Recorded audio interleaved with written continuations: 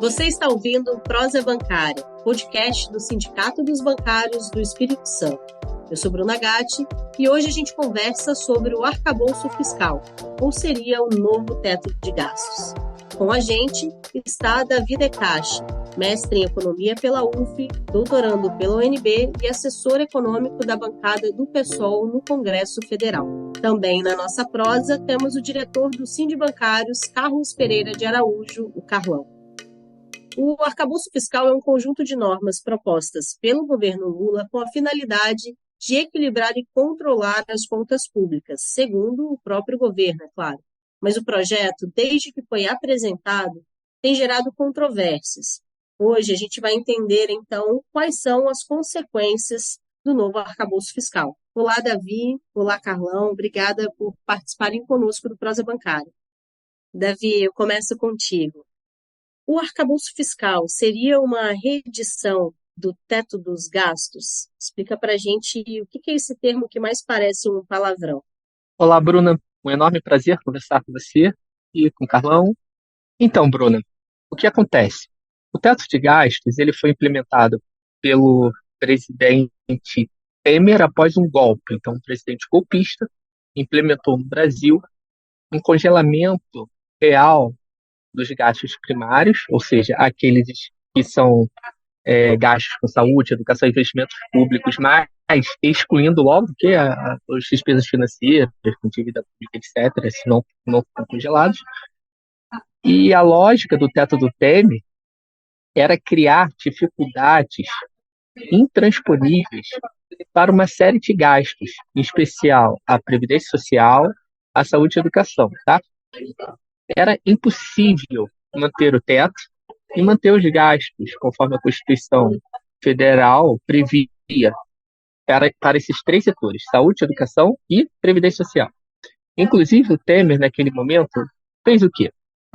Ele, já na formulação do teto de congelamento, ele insere ali uma suspensão dos pisos constitucionais para a saúde e educação, conforme está na Constituição de 88, e congela esses gastos por pelo menos 10 anos, até 2026. Tá?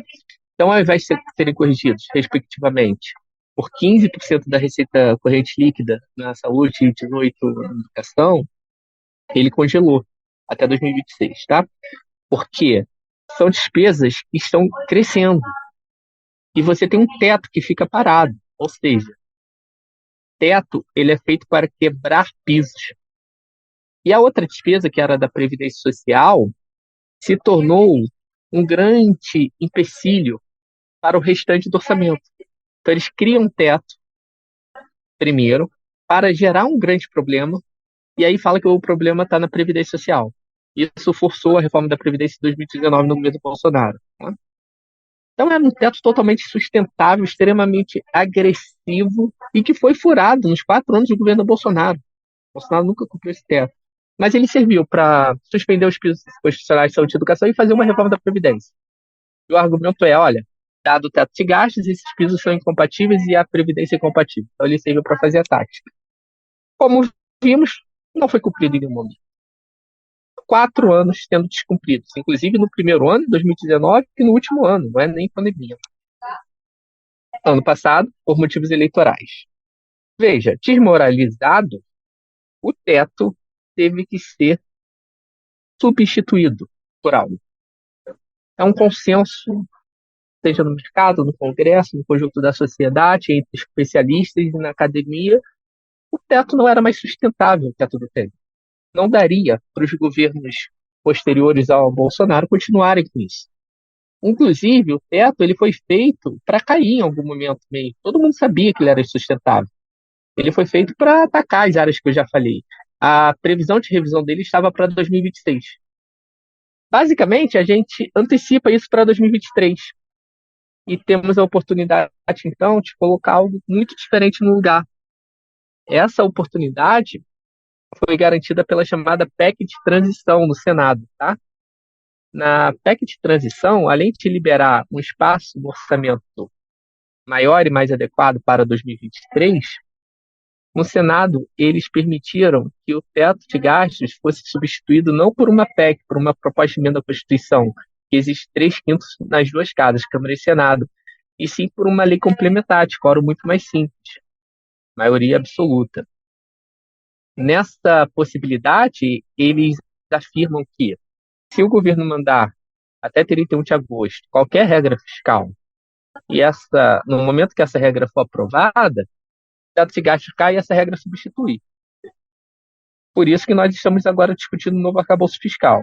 Agora, era necessário, Davi, substituir, fazer uma regra fiscal com tanta austeridade como essa que está sendo proposta?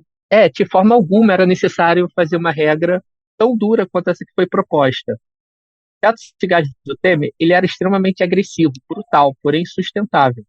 O que está se colocando no lugar, do meu ponto de vista, é um novo teto de gastos, menos agressivo, menos brutal, porém mais sustentável.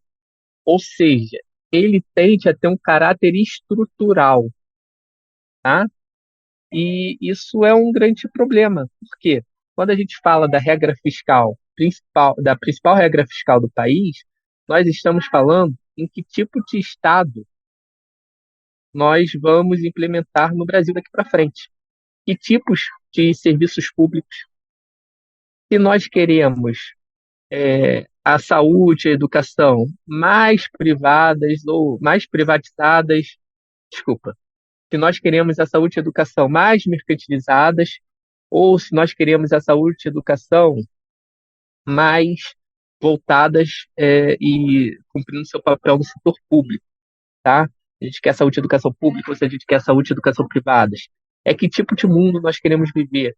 Quando a gente discute regra fiscal, nós discutimos, por exemplo, a questão ambiental, se nós vamos ter mais ou menos instrumentos de combate ao desmatamento. Nós discutimos se nós vamos ter mais ou menos recursos para, inclusive, fortalecer os bancos públicos, recursos do Tesouro. Nós discutimos se o Brasil vai ter mais investimentos públicos em saneamento básico, em infraestrutura, mobilidade urbana. Nós discutimos praticamente todas as áreas. Por quê? Porque políticas públicas exigem orçamento. Quando você cria uma restrição muito forte para o orçamento público, você está obstruindo a participação do setor público para abrir espaço para o setor privado entrar e mercantilizar áreas que eles têm interesse em tornar mercadorias, ao invés de áreas que são de acesso comum. Perfeito. E essa proposta do arcabouço, tal como ela está, ela continua, ela mantém as limitações que havia no teto fiscal em relação, por exemplo, aos gastos com saúde, educação e previdência, como você citou? O que acontece? O teto de gastos, na teoria, ele não deixava os gastos públicos no ano crescerem mais do que a inflação do período passado. Tá? Então, toda vez que você ia fazer um orçamento anual, você simplesmente corrigia aquele orçamento pela inflação. Ou seja, você não tinha um aumento do poder de compra real do Estado. Quer dizer o quê? População crescendo e você não está tendo possibilidade de crescimento real dos seus gastos. Quer dizer que o gasto por pessoa no Brasil estava caindo, gasto per capita por pessoa. A lógica do novo teto de gastos é permitir que um crescimento acima da inflação tenha uma variação entre 0,6% e 2,5%. O que isso significa na prática? Se conseguirmos manter em 2,5% o crescimento dos gastos, isso ainda é muito abaixo do que foi nos governos Lula. Muito, muito abaixo. Isso é próximo ao que o Bolsonaro fez no seu governo. Em 2019, para a gente tomar como exemplo, o Bolsonaro expandiu gastos em 2,72%, que ele sempre furou um teto, tá? Então ele conseguiu 2,72% acima da inflação, o que é mais do que o melhor dos mundos no novo arcabouço fiscal, para vocês verem. O governo Lula, em 2009, fez uma taxa de crescimento real acima da inflação na casa dos 10%. Em 2010, ano eleitoral, e ali com todos aqueles desafios que nós tínhamos no país saindo por uma grande crise internacional, se recuperando, a expansão foi da casa dos 16% acima da inflação. Ou seja, 2,5 é totalmente inadequado. Fizemos uma simulação, tá? Para saber o seguinte: o que aconteceria com o Brasil se desde 2003 a regra vigente fosse esse novo teto de gastos? Nós teríamos perdido quase um PIB nesses 20 anos. Nos meus cálculos, 8,8 trilhões de reais, tá? Em serviços públicos, em saúde, em educação, em contratação de servidores públicos. Então, nós teríamos hoje um Estado com muito menos saúde pública, com muito menos educação pública, com muito menos serviços e infraestrutura públicas construídos pelo Estado. Nós viveríamos em um país muito pior. Dialogando com o que o Davi está falando, Carlão, eu queria que você falasse um pouco da expectativa que os trabalhadores brasileiros têm com relação a esse governo, porque no governo Bolsonaro foram 4 anos de desmonte de políticas públicas, de genocídio dos povos originários, de retrocessos ambientais, de privatizações, de ataque aos bancos públicos. Então, depois dessa tragédia, existe um entendimento de que o Brasil precisa, de alguma forma, ser reconstruído, que ele precisa de emprego, que ele precisa de investimento, que precisa justamente de fortalecer as políticas públicas. Agora, se existe um teto que limita esses investimentos, essa conta fecha? Então, Bruna, esse acho que é o debate. Eu acho que tem para nós, trabalhadores, até a gente importante fazer uma discussão que, na verdade, teto de gasto não é teto de gasto, é teto de investimento, né? Que eles estão querendo é que não tenha investimento em políticas públicas, saúde, educação, geração de emprego, né? A questão ambiental, fiscalização, os bancos estatais, bancos públicos passam a ter um papel, né, social importante. Esse chamado teto de gasto é o teto da morte, é o teto da fome, de manter o desemprego, é o teto que vai manter a concentração de riqueza e ampliar. Na verdade, eles querem impedir os investimentos, né, o interesse social. Então, o que o governo Lula foi eleito, e com o apoio dos trabalhadores, das centrais sindicais, movimentos sociais, é exatamente o contrário. Esse foi o compromisso programado, que é voltar a investir em saúde, educação, investir numa política de defesa ambiental, com fiscalização, voltar, né, enfim, para a infraestrutura, fazer investimento público para gerar negócio e gerar emprego, né? Então, essa é a nossa expectativa, esse é o compromisso, porque senão fica o compromisso programático, eleitoral do governo, pelo que o Davi colocou, ele está na contramão. Tipo assim, a proposta do próprio governo que mandou, né, chamada arcabouço fiscal, ela não abre as portas, pelo contrário, ela mantém as portas fechadas com algumas frestazinhas da perspectiva de investimento. Então, para nós trabalhadores, isso vai ser muito ruim. Isso significa dizer que nós vamos continuar, né, as pessoas carentes de saúde, de investimento em educação, e todo esse investimento em política pública, ele tem um retorno, inclusive, ele é investimento político, social e econômico, porque gera também renda e gera emprego, melhorar a qualidade da formação, né, dos nossos professores, nós estudantes, nós povo brasileiro. Isso melhora, é um investimento que está sendo apontado aí pelo esse novo arcabouço, que é continuar impedindo o investimento na melhoria da vida, né, de nós trabalhadores, do povo brasileiro. Então, isso é preocupante para nós trabalhadores. Agora, eu queria saber de vocês o seguinte: o que acontece se o governo descumprir essa regra? O Davi falou que os governos anteriores descumpriram, nenhum deles cumpriu o teto de gastos. O governo Lula pode descumprir também as regras previstas no arcabouço fiscal? Isso é uma opção? E se essas regras podem, num cenário de crise, num eventual cenário de crise, comprometer o governo? Perfeito. Eu acho que essa é uma das questões mais centrais no debate do novo arcabouço fiscal. Começando pela possibilidade de crime de responsabilidade. Ao meu ver, sim, ela existe. Ela está explícita no texto do novo arcabouço fiscal. Se o governo descumprir, por exemplo, as metas primárias por 2 anos e não acionar os gatilhos previstos, entre os gatilhos estão congelamento de salários de servidores, vedação de novos concursos, os contingenciamentos bimestrais.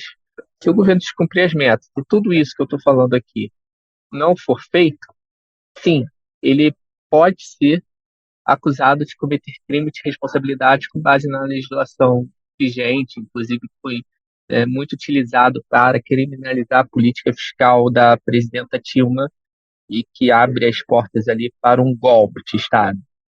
Uma segunda opção, claro, é o governo recorrer ao Congresso Nacional, como Bolsonaro fez recorrentemente, pedindo uma flexibilização no novo arcabouço fiscal, em caso de um distúrbio econômico internacional, algo assim, e o Congresso autorizar esse, entre aspas, furo, essa flexibilidade emergencial. Essa sempre pode ser uma possibilidade, só que nós teríamos que ter muita confiança em figuras como Arthur Lira. Em um momento de emergência, ele ajudaria ao governo, e sem pedir nada em troca, sem pedir orçamento secreto, entende? Que eu acho muito complicado. Portanto, essa regra muito restritiva, ela coloca o governo em risco, especialmente em casos de desaceleração da economia global, algum distúrbio na economia internacional. Por quê? Porque, como eu falei para vocês, em 2009, em 2010, para sair da grande crise que começa nos Estados Unidos, nos esquemas de subprime, aquela grande crise financeira, aquele grande esquema de corrupção lá que abalou o mundo todo, o governo Lula teve que recorrer a uma expansão muito forte dos gastos públicos, na ordem de 10% e 16%, respectivamente, em 2009 e 2010. E agora, o que a gente teria? A gente teria só 0,6% de expansão. Nós não teríamos uma arma super importante para combater esse tipo de desaceleração, esse tipo de distúrbio econômico. Então, o país afundaria, a não ser que se for que recorresse ao Congresso pedindo para o Congresso abrir uma exceção. Aí você ficaria na mão de Arthur Lira e companhia. Então, nós estamos em um grande risco, dado esse texto, tá? A regra deveria ter mecanismos muito mais flexíveis, muito mais amplos. Quem está falando que 0,6% é um ganho está no mundo da lua, não conhece absolutamente nada sobre a história das crises econômicas. Jamais se combate uma crise recorrendo ao piso de uma regra fiscal, tá? Você deve ter uma capacidade, você tem que ter uma capacidade, uma liberdade muito grande de expansão forte de gastos no momento de crise. E essa regra faz o oposto, ela te joga no piso. Carlão, e ficar refém de uma possível negociação com o Congresso, com essa composição atual do Congresso, que é mais reacionária, digamos assim, do que a composição anterior, não é um cenário otimista, né? Não é um cenário positivo. Então, exatamente. Então, o que nós estamos vendo, né, enquanto trabalhadores, essa questão do arcabouço fiscal aí, ela vai impedir, vai ter a trava do investimento, né, do interesse social, do interesse público. Né, a concurso, pelo que o Davi falou, concurso para contratar mais servidores públicos, para ter melhores políticas públicas, seja na educação, seja na saúde, seja para, né, na questão da vigilância ambiental. Isso, por que isso? Pelo que nós estamos vendo. É porque o governo ele quer pagar juros de uma dívida pública às custas da miséria e do sangue da vida nossa, enquanto povo brasileiro. Tipo, esse está colocado. Então, nós vamos ter que fazer uma opção. Tipo assim, eu acho que cabe aos trabalhadores, cabe a nós, pressionar, exigir do governo, do Congresso, que reveja essas políticas de não investimento, porque o compromisso que o governo Lula fez foi de fazer investimento e reconstruir o Brasil nessa perspectiva de melhorar a vida na saúde, educação, geração de emprego. E o que está sendo apontado aí, o que é o cenário, é que não é isso, né? Com esse novo arcabouço aí que trava os investimentos. Então, a gente vê isso com muita preocupação. Mas é importante que os trabalhadores fiquem atentos, né, que a gente fique antenados, para nos organizar e fazer grandes protestos, seja em Brasília, seja nos estados, exigindo, né, que o governo invista em políticas públicas. Não fica priorizando pagamento de juros, de dívida pública, que só ganha os banqueiros, os rentistas, os parasitas que vivem às custas de se apropriar dos impostos que o povo paga, que somos nós que pagamos boa parte dos impostos que pagamos no consumo. Então, nós vamos ter que, como diz no popular, se pintar para a guerra, no sentido clássico da palavra, é pressionar e exigir o que é de direito, porque quem produz e movimenta essa economia são os trabalhadores, né? E não podemos aceitar isso como, né, uma coisa natural. Não é natural, isso é uma questão de opção. Esse acabou-se uma opção em manter e acumular a riqueza dos bancos e os rentistas que vivem da aplicação, que vivem dos juros da dívida pública brasileira. Davi, então eu queria te perguntar um pouco sobre os bancos públicos. Os bancos públicos são agentes importantes do desenvolvimento socioeconômico do país. A proposta do arcabouço afeta os bancos públicos de alguma maneira? Bruna, isso pode afetar os bancos públicos em um futuro próximo. Por quê? Diferente até do teto de gastos do Michel Temer, pela primeira vez, os bancos públicos, BNDES, Caixa Econômica Federal, o Banco do Brasil, as instituições financeiras no geral, elas foram incluídas no arcabouço fiscal para casos de capitalização pelo Tesouro.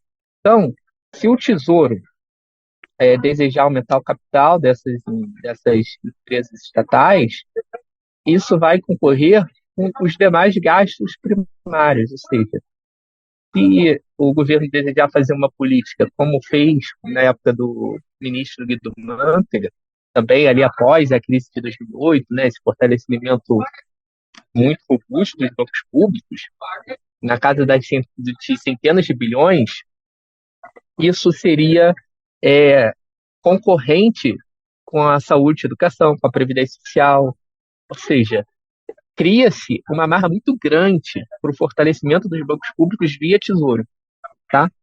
Então, eu acho isso um grande problema, porque bancos públicos, sim, devem ser fortalecidos pelo Tesouro quando necessário, suas políticas devem ter essa ligação direta, não tem nenhum problema, e isso foi o que ajudou muito o Brasil na década de 2000 a sair da maior crise da história do capitalismo desde 1929. Perfeito. Carlão, eu queria, para a gente fechar, então, a nossa prosa de hoje, que você falasse um pouco sobre o processo de mobilização. Como que a gente pode envolver as pessoas nesse debate? O que você acha que é possível ser feito para resistir, então, a essa política de austeridade? Então, pelo que o Davi, né, nos colocou aí nesse debate aqui, eu acho que cabe a nós, trabalhadores e nossas organizações, informar, mobilizar a classe trabalhadora por que está ocorrendo, que, de certa forma, os trabalhadores, na grande maioria, não têm ainda essas informações organizadas, sistematizadas, porque a expectativa dos trabalhadores é que nós vamos voltar a ter crescimento, com geração de emprego, melhorar a qualidade da saúde, da educação, e o que está posto aí é arroz salarial para os servidores públicos, é manter o investimento muito pequeno na saúde e na educação, né? Isso quer dizer o quê? A vida não vai mudar. Então, só cabe a nós, e enquanto trabalhadores, fazer a mobilização, fazer a denúncia, mas, sobretudo, fazer a pressão concreta, né?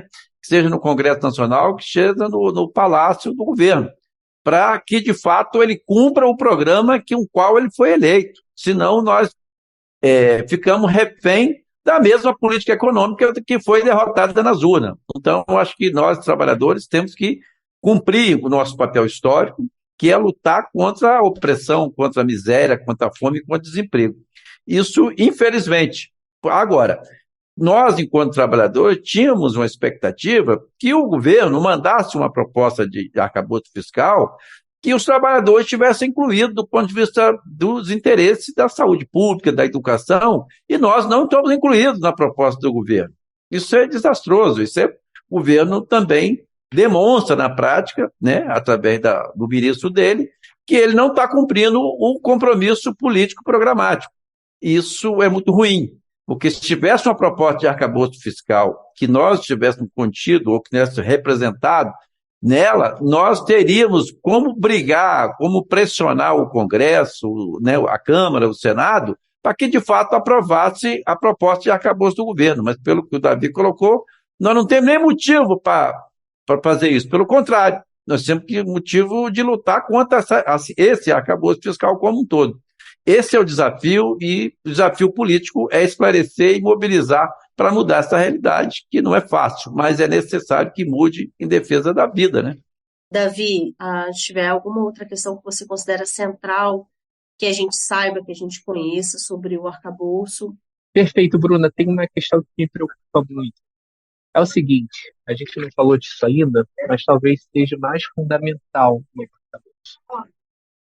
Ele tem uma regra que é um pouco confusa, mas eu vou tentar explicar de forma, uma analogia muito simples. O arcabouço fiscal ele tem duas regras.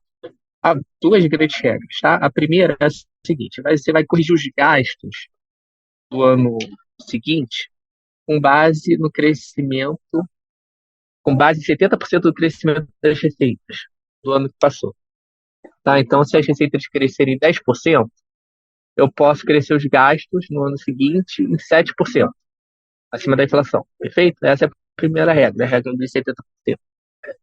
Então, se as receitas crescerem 1%, eu posso crescer os gastos em 0,7%. Essa é a lógica. Porém, há uma segunda regra, que é a que eu falei aqui antes, em que o crescimento ele varia entre 0,6 e 2,5. Portanto, se cresceu 10, não importa, não vai ser 7, vai ser até 2,5. Tá? O que isso tem de implicação para os pisos da saúde e educação? O que isso tem a ver com saúde e educação? A saúde e educação, elas crescem com base em 100% do crescimento das receitas.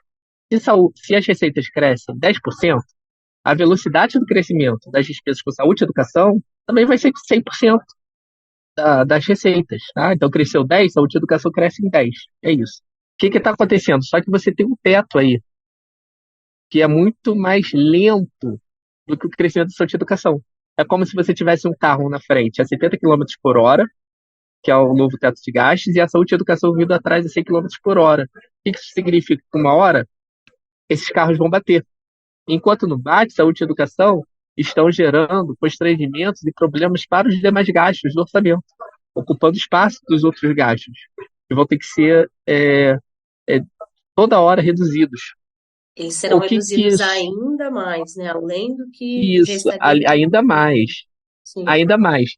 E aí, qual é a lógica? A lógica é, você tem que mexer nesses pisos da saúde e da educação para tornar esse arcabouço fiscal sustentável. Então, você teria que reduzir, ao invés de crescer a saúde e a educação, com base em 100% do crescimento da receita, a receita cresceu 10, o gasto de saúde e educação cresce 10, tem que reduzir para 70% com esse limite de 2,5 também. Tem que botar tudo na mesma regra, para não gerar problemas. Isso vai impor uma PEC. Os pisos de saúde e educação não são constitucionais, Davi, não seria?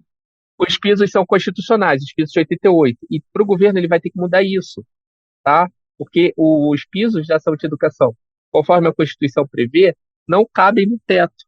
Hoje, nós estamos falando aqui na segunda, dia 19 de junho, o secretário do Tesouro anunciou que vai rever os pisos da Constituição de 88 com uma PEC.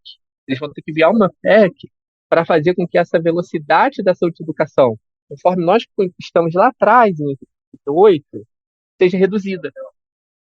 Então, o governo anunciou a redução do crescimento dos gastos com saúde e educação por conta do novo arcabouço fiscal. Acho que isso é inadmissível por 3 motivos. O primeiro motivo é óbvio. Uma conquista da classe trabalhadora histórica não pode ser atacada por conta de uma política de austeridade fiscal perversa, mal elaborada, tecnicamente capenga. Segundo, nós estamos em um governo que foi eleito justamente pela classe trabalhadora, pelos profissionais da saúde e educação, pelas pessoas que usam saúde e educação públicas. Não foi pela Faria Lima, não foi pelo mercado financeiro, não foi pelos bancos. Então não se pode atacar justamente quem apoiou esse governo depois de um golpe, depois de uma lava-jato, depois de uma guerra eleitoral suja do Bolsonaro, repleta de fake news. Muito ruim atacar essa base. Terceiro, o governo se manda uma PEC para o Congresso, mexendo nos pisos da saúde e educação. Muito ruim já de início, de largada. Deveria se mexer nisso, deveria se ampliar. Mandou para o Congresso uma PEC desse tipo na mão do Arthur Lira, isso pode virar um desastre, pode ser sangrento. Eles estão mandando para o Congresso um ataque à saúde e educação. O que o Congresso vai fazer com isso? Será que vai melhorar a proposta do governo? Ou será que vai piorar ainda mais? Nós podemos arriscar colocar saúde e educação na mão de Arthur Lira, um direito constitucional, o governo enviar isso para a mão do Arthur Lira e deixar ele mexer com os relatores dele, com a turma dele na saúde e educação do Brasil para sempre.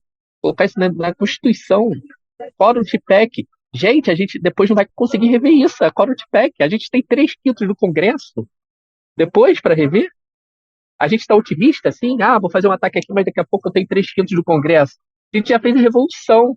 Eu tinha que tiver 3/5 aqui para reverter uma PEC dessa. Então, isso é inadmissível, ao meu ver. Isso foi anunciado hoje, oficialmente. Tá?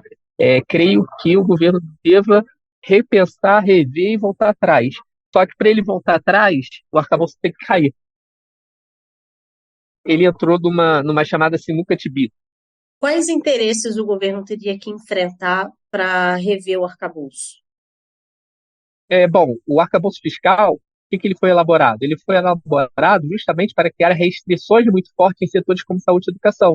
Porque quando você impede o governo de gastar com saúde e educação, abre-se o argumento de que as PPPs, as parcerias público-privadas na saúde e na educação, são necessárias porque o governo não tem dinheiro. Ou seja, ele aprova uma restrição que foi autoimposta, e ele se impôs a uma autossabotagem, tá? Então, ele se sabota, cria uma restrição, aí depois fala assim, olha, não tenho dinheiro, vou ter que pegar, fazer isso via setor privado. Então, para construir mais hospitais, mais creches, eu vou ter que usar o setor privado. E o setor privado não vai botar o dinheiro lá, vai ser o dinheiro do BNDES. Isso foi anunciado, tá? Isso não é uma especulação da minha parte. Hoje, ao mesmo tempo que o secretário do Tesouro fala da revisão dos pisos, ele fala das PPPs de saúde e educação, que vão funcionar da seguinte forma: o BNDES empresta o dinheiro para uma empresa construir uma creche, um hospital, perfeito? Essa empresa constrói. O município e o estado em que isso foi construído vai pagar para utilizar esse serviço. E se o município e o estado não pagarem, a União é fiadora. Ou seja, uma estrutura social construída com dinheiro público. É a mesma coisa que você dá o dinheiro para uma pessoa construir uma casa e depois você pagar o aluguel para ela. É isso que a gente está fazendo. A gente está dando dinheiro para alguém construir uma casa e depois a gente vai pagar o aluguel para essa pessoa. Isso faz sentido? E a gente vai ser e o Estado é o próprio fiador do negócio, assim. É uma maluquice. E por que o arcabouço fiscal é feito? Justamente para isso, para gerar uma contenção muito grande do orçamento público, de forma a tornar insustentável a manutenção e a expansão de serviços públicos que o mercado hoje vê como um potencial enorme de lucros e de mercantilização. Isso serve para a saúde e educação, mas isso serve para os investimentos em meio ambiente, no qual a gente vai ficar cada vez mais dependente de recursos externos, ao invés de termos autonomia total para fazer um plano de salvação ambiental dos nossos próprios recursos, tem que captar dinheiro fora. Isso para todas as áreas. Saneamento básico, a gente vai avançar num processo de privatização. Por quê? Porque não vamos ter recursos. Essa lógica vai se estender. Digo que o arcabouço fiscal, na data que estamos discutindo aqui, ainda não foi votado. Ele tem que ser radicalmente alterado. O governo tem até o final do ano para fazer isso. Não tem nenhuma pressa para votar esse arcabouço. Deveria ser rediscutido. Se o governo aprova esse arcabouço dessa forma, ele pode gerar uma frustração muito grande na classe trabalhadora que o elegeu e nas categorias que o elegeu. E essa classe trabalhadora, muito provavelmente, pode se revoltar na situação do governo enviar uma PEC mexendo em saúde e educação. Pode gerar uma estabilidade política muito forte. Creio que não é isso que nós precisamos em um Brasil que ainda tem um fascismo, uma extrema-direita muito forte, com um Congresso reacionário. que o povo fique contra um governo que nós trabalhamos tão duro para eleger e que nós precisamos que dê certo. Meu desejo é que o governo Lula seja o melhor de todos os tempos, porque é disso que nós precisamos para derrotar o fascismo. Mas com essa estrutura fiscal que foi montada, provavelmente vai gerar uma frustração na classe trabalhadora e nos movimentos sociais, partidos, enfim, nas organizações de esquerda e progressistas em geral. Até porque, apesar de Bolsonaro ter sido vencido nas eleições, a gente percebe que o bolsonarismo ele não acabou, ele continua forte. O nosso tempo está acabando. Eu vou fazer uma última pergunta para o Carlão, também relacionada à fala do Davi. Carlão, é muito grave, né? A gente está entendendo que a proposta do arcabouço ela é muito grave. Quando o teto de gastos foi lançado, ainda no governo golpista de Michel Temer, o teto foi classificado como o PEC da morte, como o teto do fim do mundo. Houve uma crítica muito grande dos setores da classe trabalhadora em relação a esse projeto. Como que você percebe isso hoje? Você acha que há ainda um silêncio muito grande sobre esse tema? Assim, precisa haver um processo de mobilização mais intenso em relação a isso? Então, Bruno, realmente, quando aprovou aquele teto que a gente chama teto de gasto, que nós chamamos de teto da morte, teto, né, teto do fim do mundo, nós fomos para Brasília, né? Eu, inclusive, estava lá em Brasília, aqui no Espírito Santo, tinha um ônibus, e fizemos um mega protesto, inclusive acionaram até o Exército, jogaram bombas, enfim. Isso, e que a classe trabalhadora estava organizadamente fazendo a pressão para impedir que o Congresso aprovasse. Dessa vez, o arcabouço fiscal, na era Lula, que está sendo apresentado, não tem esse grau de mobilização, de entendimento. Há uma expectativa que o Davi colocou dos trabalhadores, que isso não ia acontecer ou que não vai acontecer. Então, esse debate ele está meio debaixo do tapete, digamos assim. Não está explícito, não está claro o que isso está acontecendo. Eu acho que o que vai acontecer a partir de que o movimento sindical, social vai sendo informado, que vai gerando uma consciência crítica, que vai gerando uma revolta, que não sabemos aonde vai dar. Porque nós vamos fazer sempre a opção pela vida, né? Então, a opção pela vida é lutar para derrotar esse arcabouço. Derrotar o arcabouço é praticamente derrotar o governo, porque essa proposta do arcabouço foi a proposta que o governo mandou para o Congresso, né?